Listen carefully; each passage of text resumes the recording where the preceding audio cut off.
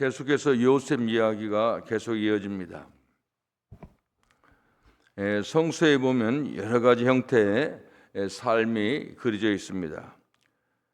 그 중에 어떤 사람들은 태어나서는 안 되는 그런 삶이 그려져 있습니다. 가룟 유다 같은 사람은 예수님, 너는 차라리 태어나지 않는 것이 나을 뻔했다, 이렇게 말을 했습니다. 또 그런가 하면 그냥 무의미한 삶을 살아가는 사람도 있습니다. 그냥 남의 도움을 받거나 도움을 주지도 않고 또 자기 안에서 안주하고 자기 중심으로 살아가는 사람들, 이런 사람도 많이 있었습니다. 이게 또 하나는 아주 없어서는 안 될 그런 사람, 누구에게나 소중한 존재로 살아간 사람들, 아마 예수님이 그 대표적인 삶의 선두주자다, 이렇게 생각이 됩니다. 이는 내 사랑하는 아들이요 내 기뻐하는 자라, 이렇게 말씀하신 하나님 말씀을 인정하는 그런 아름다운 삶을 사신 분입니다. 그 다음에 우리가 오늘 보는 요셉도 단적으로 표현하면 꼭 필요한 사람이었습니다. 어떻게 보면 그 당시에 그 유대인들에게 필요했고, 그 유대와 그 애굽 인근에 사는 많은 사람들을 생명을 구하는 귀한 사람이었습니다. 그런데 요셉의 생애를 단적으로 표현하는 그런 이야기가 오늘 이제 그 본문에 있습니다. 39장 23절에 보면은 여호와께서 그의 범사에 형통케 하셨다. 그리고 39장 2절에 보면 요셉을 형통한 자다, 이렇게 말하고 있습니다. 요셉은 형통한 사람이었고 형통케 하는 사람이다. 이 형통한 삶이라고 하는 것은 하나님께서 그 함께하는, 다시 말하면 하나님께 합당한 삶을 사는 사람을 형통이다, 그렇게 말합니다. 이 형통은 무슨 어떤 투기나 우연한 사건으로 횡재하는, 갑자기 무슨 로또가 맞았다든지 하여간 이런 거가 아니라, 이것은 그 어떤 고난이나 어떤 역경이 있는데 그런 속에서도 나중에 잘 되었다, 해피엔드로 끝났다, 이런 것을 말하는 겁니다. 요셉은 우리가 잘 아는 대로 이제 참 역경, 초반에는 참 잘 살았죠. 그런데 나중에는 아주 어려운 공경에 처했지만은, 그런데 하나님이 함께 하심으로 잘 됐다는 겁니다. 어떻게 보면 만사가 형통한 삶을 산 분이 바로 이제 요셉이었습니다. 오늘 본문의 앞에 보면 원래는 그 야곱의 12 아들 중에서 가장 사랑받는 아들 요셉, 이런 것이 형제들 중에 시기의 대상이 됐는지 모르지만은 특별한 사랑을 받았어요. 그러니까 요셉은 어렸을 때 옷이 채색 옷, 색동옷이라고 하죠. 이런 것을 입혀서 이렇게 키운, 그렇게 아주 진짜 사랑을 받았지만은, 그런데 요셉은 나중에 말년은 굉장히 고생을 합니다. 그런데 그 고생 속에서도 하여간 모든 게 잘 됐다고 하는 겁니다. 요셉이 형들에게 이제 그 노예로 팔려가지고 보디발 장군의 집에 갔을 때도 보면은, 그가 요셉에게 자기 집과 그 모든 소유물을 주관하게 한 때부터 여호와께서 요셉을 위하여 그 애굽 사람의 집에 복을 내리심으로 여호와의 복이 그의 집과 밭에 있는 모든 소유에 미친지라. 그러니까 요셉이 가는 곳마다 모든 게 잘 되는 겁니다.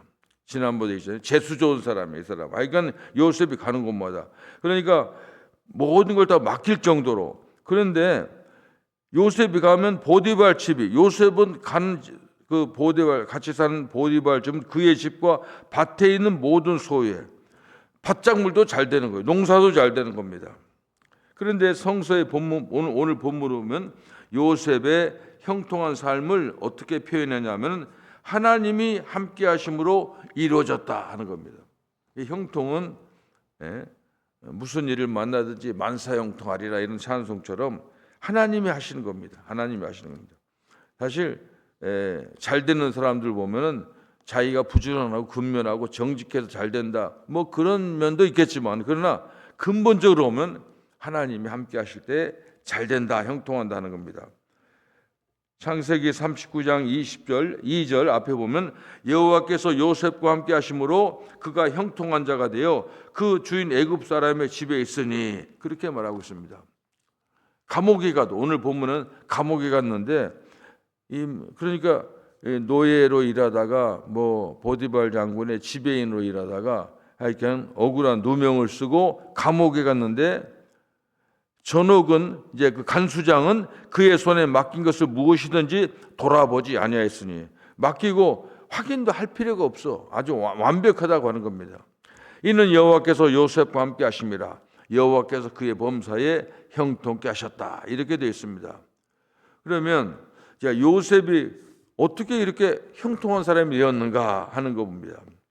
우리가 이걸 보면 첫째로 요셉을 보면 하나님 향한 성실한 믿음으로 살았기 때문에 그렇다. 이게 세상 사람들은 그렇게 말합니다. 그렇잖아요.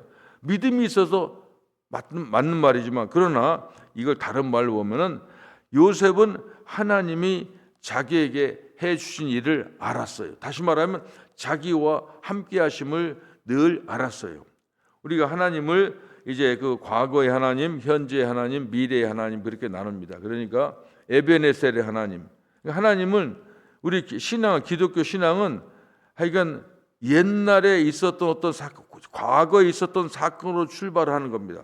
이게 에베네셀 하나님, 여기까지 도우신 하나님. 요셉은 하나님이 자기를 전에 도와주셨고 지금도 자기를 돕고 계시고 앞으로도 도와주실 것을 믿었어요. 그 믿음 때문에 성실한 삶을 살았다 하는 겁니다. 이게 지금은 노예가 됐고 지금은 죄수가 됐지만은 하나님이 자기와 함께 하셨음을 경험하고 이것 때문에 자신 있게 산 겁니다. 이게 믿음은 저는 다른 말로 하면 자신감이라고 이렇게 생각합니다. 자신감. 뭐 아무리 환경이 어려워도 자신감을 살아가는 겁니다. 이게 중요한 겁니다. 하나님께서 함께 하심에 대해서 그는 항상 이제 성실한 믿음으로 하나님께 화답하는 겁니다. 이것이 바로 요셉이 형통하게 된 이유라고 하는 겁니다. 아까도 얘기했지만은 12아들 중에 가장 사랑받는 아들. 그런데 갑자기 노예로 전락하고 또 나중에는 이제 그 보디발 장군의 부인이 이제 그 유혹해 가지고 이걸 또 거절함으로 인해서 더 자꾸 불행에 빠지는 것 같은데, 그런데 나중에 보면 그것이 요셉을 잘 되는 길로 하는 겁니다. 이제 참 보면 그러잖아요. 요셉이 참 그 이스라엘 백성을 구하는 참 큰 일을 했는데, 그 되어진 일 보면 요셉이 다 하는 일이 하는 일 보면 하나님이 함께 하심을 이제 자기도 알고 이제 주위 사람도 알아요. 요셉은 어디를 가든지 하나님 함께 한다. 보디발도 알았고 간수장도 알았고 본인도 알고 자기도 알고 세상에 아는 겁니다. 이런 것을 여기서 볼 수 있습니다. 아무리 어려운 시련이 와도 항상 믿음을 유지하는 것이 바로 그런 겁니다. 그러니까 우리 신앙의 첫 번째 단계는 하나님이 예수님을 통해서 우리에게 무엇을 해주셨는지 이걸 알고 믿는, 여기서 출발해야 됩니다. 항상 이게 중요한 겁니다. 그래서 이제 요셉이 그렇게 어려운 환경에도 성실한 진짜 믿는 자로서 어제도 이제 그런 얘기했지만 옛날에 크리스찬이라고 하면은 그래도 사람들이 세상이 좀 알아줬는데 지금은 별로 알아주는 사람이 없어요. 이게 왜냐하면 똑같은 겁니다. 우리나라도 보면 정치 일을 하나 군인을 하나 무슨 경찰 하나 이런 사람을 보면은 이제 다 그러니까 인간의 그 본색이 다 드러나는 겁니다. 다른 거 아니에요. 또 큰 떡 가지려고 하고 조금 유리한 거, 하여간 밥그릇을 따라서 이제 사람이 달라지는 겁니다. 예수 믿는 사람들은 그렇게 안 되죠. 예수 믿는 사람들. 그런데 정치하는 사람 중에서 내가 알기로는 한 3분의 1은 이 크리스찬의 비율이 바로 국회의원 비율이에요. 보통 25% 30% 그랬는데 사실 그 옛날에 보니까 한 30% 이상이 크리스찬이더라고요. 다 국회의원들이 그런 사람들입니다. 그런데 그 하는 거 보면은 뭐 그냥 같아요. 그러니까 국회의원 하는 사람 보면은 자기 국회 정치를 한다고 하는 것은 옛날 같지 않고 자기 뜻을 주장할 수가 없어요. 지금은 당론에 의해서 아무리 착한 사람도 당론이 그러면 그렇게 얘기하는 겁니다. 이걸 이제 우리가 그런데 예수 믿는 사람들이 그냥 그 세상 풍파에 흘려서 참 죽은 물고기가 떠내려가는 것처럼 흘러가는 사람이 아니죠.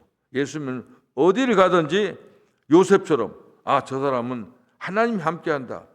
그러니까 형통케 된다 하는 것을 사람들에게 보여주는 겁니다. 그래서 우리는 이제 항상 우리는 어떤 경우에도 요셉과 같은 믿음 이걸 항상 의지한데 그 믿음이 유지되는 근본 원인이 뭐냐? 요셉은 하나님이 자기에게 해주신 일을 알았고 지금도 나와 함께 알고 앞으로도 될 것을 믿었기 때문에 이제 주어진 환경에서 성실하게 살아갔다는 겁니다.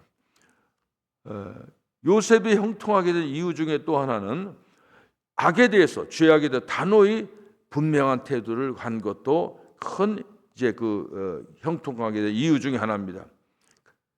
하나님이 나를 위해서 하신 일을 확인한 이제 이 요셉은 항상 하나님이 자기와 함께 하심을 알았어요. 그러면 그거 안 다음에 요셉은 무슨 생각이냐면 나는 이제 하나님이 함께하는 사람이기 때문에 이 세상 사람이 아니다. 하나님의 아들이요 하나님의 딸이다. 그러니까 나는 새 사람이다. 이 세상 사람과 같지 않다고 하는 이런 분별 의식을 갖고 있습니다. 그래서 나는 새 사람이다. 그렇기 때문에 새 사람은 새술은 세부대한 것처럼 죄를 지으면 안 되고 세상 풍조를 따라갈 수 없다고 하는 겁니다. 단호하게 이제 하나님과 함께하는 하나님 편에 서는 겁니다. 모르겠어요. 요셉이 유혹받은 것은 재밌게 말하면 요셉에게도 책임이 있죠. 너무 잘생겨서 그것도 그 죄를 물으면 누가 난 내 단점 너무 잘생겨서 그랬다는 말도 있는데 아마 그렇지만은 어쨌든 요셉의 용모의 준수함과 성실함에 아마 잘생기기도 했지만 착하니까 그 인기도 끌만하지요. 그런데 보디발 장군의 그 아내가 요셉을 유혹합니다. 근데 이걸 보면 보디발 장군의 아내만 좀 특별해서 좀 이상해서 유혹한다는 게 아니라 당시에 보면 노예들은 그 역사에 다 나와요. 노예들이 거의 다 이 성노예도 참 많았어요. 그러니까 그 이방 문화는 다 그런 겁니다. 그렇기 때문에 동침하기를 요구했지만은 요셉은 단호히 거절. 하나님의 아들이고 하나님의 백성은 완전히 죄악을 완전히 거절하는 겁니다.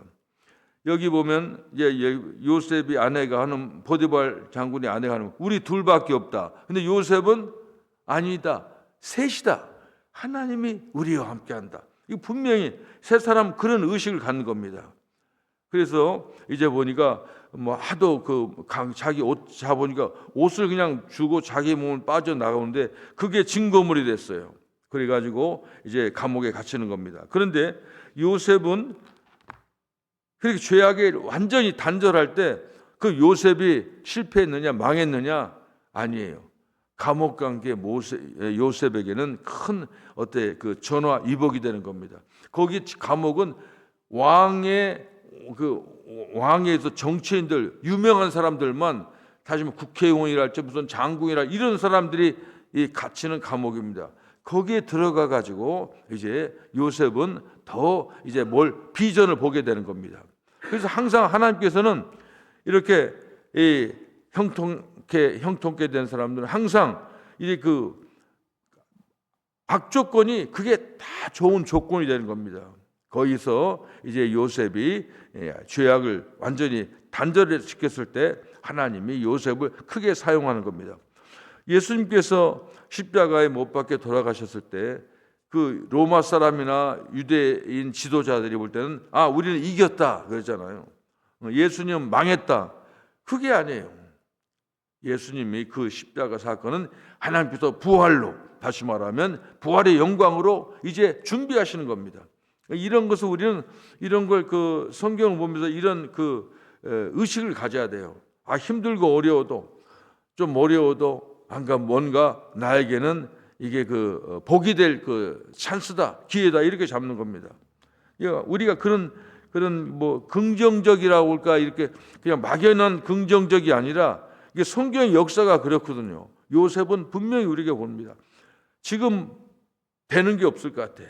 여러분, 우리 교회도 그렇고 교회마다 지금 어려움이 있고 그러는데, 또 우리나라도 그렇고 지금 굉장히 혼돈이 혼돈. 그런데 이 지구가 제일 먼저 생길 때, 흑암과 혼돈에 있을 때 하나님의 신이 수면에 운행하셨다는 겁니다. 제가 볼 때는 그래요. 이 세상이 잘 되고 그럴 때는 하나님 그렇게 크게 개입하실 필요가 없어요. 그런데 잘못될 때는 이제 하나님이 개입하시는 겁니다. 나는 우리나라와 이 미국이 이제 앞으로 잘 될 것 같은 그런 생각이 들어요. 이런 풍파 속에서 뭐가 되는 겁니다. 하나님께서 질서를 잡고 그럴 겁니다. 가끔 이제 여름에 우리가 태풍이 불잖아요. 태풍이 불고. 그러면 태풍 불면 이게 이 자연적으로 자연재해다 그러는데, 이 과학자들은 그렇게 말하더라고요. 이 태풍 한 번씩 불어야지 막 바닷속도 막 세상도 한번 이렇게 한번 뒤집어지는 게, 이게 이 볼링 같은, 이렇게 다시 말하면 자연 정화되는 과정이라고 어떤 과학자가 그렇게 말하더라고요. 나는 우리나라 역사도 그렇고 미국 역사도 그렇고 지금 굉장히 그러니까 이게 위태하지만은, 그러나 어떻게 될지는 모르겠어요. 그러나 이런 일을 통해서 하나님이 개입하신다는 겁니다. 요셉이 하나님이 나와 함께 하신다고 하는 이런 의식을 가진 요셉이 가는 곳마다 믿음으로 살아가고 죄에 대해서 단호히 거절할 때 하나님께서는 요셉을 형통케 하셨다는 겁니다. 또 하나, 요셉이 이렇게 형통하게 된 이것은 뭐냐면, 자기 주어진 조건을 하나님의 섭리에 비추어 살았다는 겁니다. 항상 이 신앙의 세 단계를 제가 늘 강조합니다. 첫째는 하나님이 나를 지금까지 도와주시고 하나님께 나에게 해주신 일을 생각하고, 그걸 생각할 때 나는 새 사람이라고 생각하고, 세 번째가 중요해요. 그러면 어떻게 하느냐? 모든 나에 대한 것은 이제는 나는 새 사람이니까 새 사람다운 일을 하는 겁니다. 신앙이 바로 그런 하나님을 의식하고 하나님이 하신 일 생각, 지식적인 하나님이 아니에요. 하나님은 내가 새 사람이 됐으면 새 사람에 대한 일을 해야 됩니다. 예수님이 말씀하셨습니다. 예수님은 너희들이 성령을 받으면은 내가 하는 일도 할 것이고 나보다 더 귀한 일을 할 수 있다는 겁니다. 하나님의 아들 예수님 말씀입니다. 요셉은 지금 감옥까지 들어갔는데 희망이 없는 것 같이 생각합니다. 그러나 요셉은 그렇지 않습니다. 이것이 하나님 나를 사용한다고 생각하고 이제 하나님께 모든 것을 맡기는 겁니다. 우리의 모든 생애는 하나님의 손에 달려 있습니다. 내가 성공하든 실패하든 잘 보면 하나님과 함께하는 관계 속에서 이루어지는 겁니다. 바울은 자신을 향한 하나님의 섭리를 깨달았습니다. 그래서 이제 그분은 이제 모든 성경 13편의 편지를 쓸 때 서두에 꼭 이런 말합니다. 로마서 1장 1절. 예수 그리스도의 종 바울은 사도로 부르심을 받아 하나님의 복음을 위하여 택정함을 입었다. 자기가 이제 예수로 변화된 자기가 이제는 자기가 하나님 자기를 쓴다 하는 일, 나를 사용한다, 내가 사도로 택정함을 받았다 하는 겁니다. 이게 굉장히 중요한 고백입니다. 하여간 모든 편지, 어떤 사람은 이렇게 하는 이유가 사도 바울을 보고 너는 사도가 아니라고 하는 공격에 대한 이제 자기의 논증이다, 자기의 변명이다 하지만은, 그러나 바울은 아무리 그래도 내가 사도가 된 것은 하나님께서 나를 사용하신 거다, 이런 의식, 이게 중요한 겁니다. 요셉은 자신을 향한 고백을 분명히 하고 있습니다. 그것은 애굽의 총리가 되어서 식량을 얻으러 온 형들을 만났을 때 그렇게 말했습니다. 당신들이 나를 이곳에 팔았으므로 근심하지 마소서, 한탄하지 마소서. 하나님의 생명을 구원하시려고 나를 당신들 앞서 보내셨나이다. 하나님이 큰 구원으로 당신들의 생명을 보존하고 당신들의 후손을 세상에 두시려고 나를 당신들 앞서 보내셨나니, 그런즉 나를 이리로 보낸 자는 당신들이 아니요 하나님이시라. 하나님이 나를 바로의 아비로 삼으시며 그 온 집의 주를 삼으시며 애굽 땅 온 땅의 치리자로 삼으셨나이다. 이러니까 자기가 당신들이 나를 이렇게 참 죽이려고 하고 이렇게 해치려고 했지만 하나님은 그걸 바꿔서 나를 사용했다고 합니다. 그런 겁니다. 제가 강남대학에 있을 때 이제 그런 생각을 많이 해봤어요. 그래서 저는 강남대학에 있을 때 되어진 일들을 보면 참 제가 부족한 점이 많고 지금도 부족하지만은 그런데 그 어떻게 하나님께서 나를 강남대학에서 그렇게 여러 가지 일을 하게 하셨을까 생각해 보니까 진짜 이건 하나님의 섭리예요. 뭡니까? 그러니까 뭐 공부한 거나 학력이나 뭐 경험이나 배경이 나는 아무것도 없었어요. 근데 나중에 보니까 하나님께서 나를 사용하더라고요. 그래서 나는 시편 23편 그 중에 이 구절을 아주 마음에 와닿아요. 주께서 원수들의 목전에서 나에게 상을 베푸셨으니 상 줄 때 원수들 다 모아내고 상 주는 거예요. 기름으로 내 머리에 부르셨으니 내 잔이 넘치나이다. 아마 요셉이 이런 심정일 거예요. 저는 그걸 항상 생각합니다. 하여간 내가 봐도 참 신기해요. 근데 이거 하나님이 나를 사용하시구나 이런 것을 느낄 수가 있습니다. 야곱이 죽은 후에 이제 그 요셉의 그 형들이 지금 불안해요. 아버지가 죽으면 우리를 해칠 것이다 이렇게 생각합니다. 그래서 두려워하는 형제들에게 같은 표현을 씁니다. 두려워 마소서 내가 하나님을 대신하리이까? 당신들은 나를 해하려 하였으나 하나님은 그것을 선으로 바꾸사 오늘과 같이 만민의 생명을 구원하게 하시려 하셨나니 하는 겁니다. 그러니까 나는 당신들이 생각하는 그런 사람입니다. 내가 이렇게 국무총리가 되고 우리 백성 살리기 위한 것은 당신들이 아무리 나를 해치려고 했지만 하나님께서 나를 사용하셨다는 겁니다. 그러니까 그렇게 뭐 치사하게 내가 그런 사람 아니라는 하나님이 나를 쓰신다고 하는 겁니다. 이것이 바로 요셉은 자신을 향한 하나님의 섭리가 야곱의 자손들 위한 것임을 깨달았습니다. 이런 것이 바로 예수 믿는 사람들이 항상 하는 겁니다. 하나님이 나를 통해서 무엇을 하셨는지, 그리고 나는 이렇게 새 사람이 믿는데 새 사람으로서 할 일이 뭐냐, 내가 이렇게 이런 과정 겪은 것은 당신들이 한 것 같지만은 하나님 나를 사용하셨다고 하는 겁니다.